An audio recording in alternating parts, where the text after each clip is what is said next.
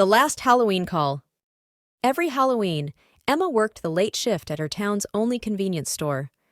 The night was usually quiet, with just a few last-minute candy buyers and people stopping for drinks on their way to parties. But this Halloween night felt different. There was an eerie stillness in the air, and Emma couldn't shake the feeling that she was being watched.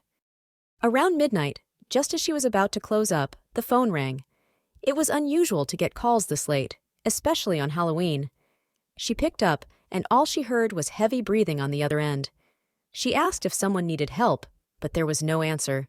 Instead, after a long pause, a chilling whisper finally came through. "I'm coming for you." Thinking it was just a prank, Emma shrugged it off and hung up. But the phone rang again, and the same voice repeated, "I'm closer now." She glanced around the empty store, trying to convince herself it was just someone messing with her. Minutes passed, and Emma tried to go back to her routine, but the phone rang a third time. This time, the voice was clearer, colder. "Look outside," it said. Her heart raced as she slowly walked to the store's glass doors.